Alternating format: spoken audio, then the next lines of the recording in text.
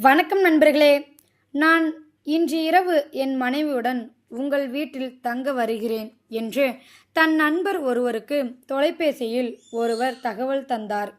அதற்கு அந்த நண்பர், மகிழ்ச்சி, வாருங்கள், ஆனால் எனக்கு ஒரு உதவி செய்யுங்கள்.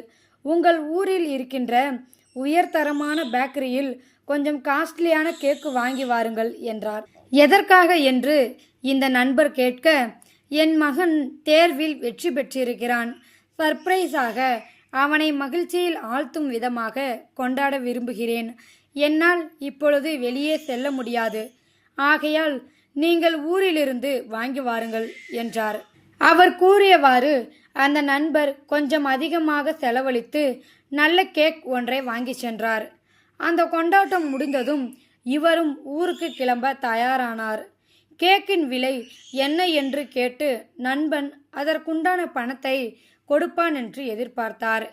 ஆனால் ஒரு அட்டை பெட்டியை கொடுத்து, கொஞ்சம் பெரியதாக வாங்கி வந்து விட்டீர்கள், மீதமுள்ள இனிப்பு பண்டங்களை உங்கள் குழந்தைக்கு கொடுங்கள் என்று ஒரு பெட்டியை கொடுத்தார்.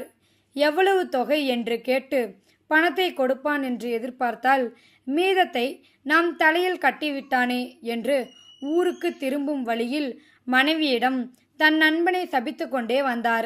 விடுங்கள், அவர் ஒருவேளை மறந்திருக்கலாம் அல்லது நாளை மறுநாள் அனுப்பிவிடலாம் என்று நினைத்திருக்கலாம் என்றார் மனைவி. இருந்தாலும் அவரால் அதை பொறுத்து கொள்ள முடியவில்லை. வீட்டிற்கு வந்து அந்த அட்டை பெட்டியை திறந்து பார்த்தபோது அதில் இனிப்புகளுடன் பணமும் ஒரு கடிதமும் இருந்தன. அந்த கடிதத்தில், நண்பா, என்னுடைய பேச்சை மதித்து நீ என் மகனுக்காக கேக் வாங்கி வந்தாய்.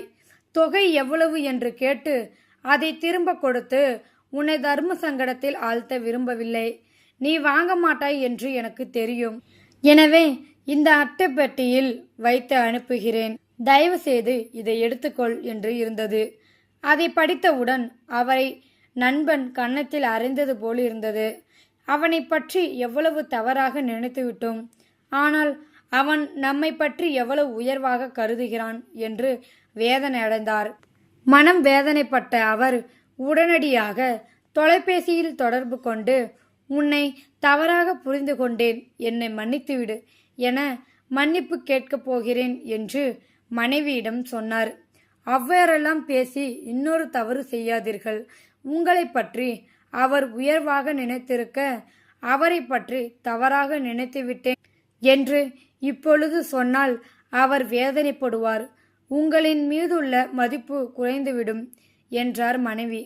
ஆம் சகோதரர்களே, பெரும்பாலும் நாம் அவசரப்பட்டு மற்றவர்களின் வெளிரங்கமான நடவடிக்கையை வைத்து அவரை பற்றி தவறாக எண்ணுகிறோம். ஒருவரின் அந்தரங்கத்தை இறைவன் மட்டுமே அறிவான். தெளிவான ஆதாரங்கள் கிடைக்காத போது ஒருவரை குறை கூறுவது குற்றமாகும். அவர் தவறே செய்திருந்தாலும் ஏதோ ஒரு நிர்பந்தம் அல்லது காரணம் இருக்கலாம் என நாம் நினைப்பதால் நமக்கு இழப்பு ஏதும் இல்லை. ஆனால் தவறு செய்யாத ஒருவரை நாம் யூகத்தின் அடிப்படையில் குற்றவாளியாக்கி மற்றவர்களிடம் பரப்பினால் நாம் குற்றவாளி ஆகிவிடுவோம். இந்த வீடியோவில் கருத்து உங்களுக்கு பிடிச்சிருந்தா கமெண்ட் பாக்ஸில் கமெண்ட் பண்ண, கூட உங்கள் ஃப்ரெண்ட்ஸுக்கு ஷேர் பண்ணுங்கள். இது வரைக்கும் நம்ம சேனலை சப்ஸ்கிரைப் பண்ணாங்க, சப்ஸ்கிரைப் பண்ணுங்கள். தேங்க்யூ ஃபார் வாட்சிங்.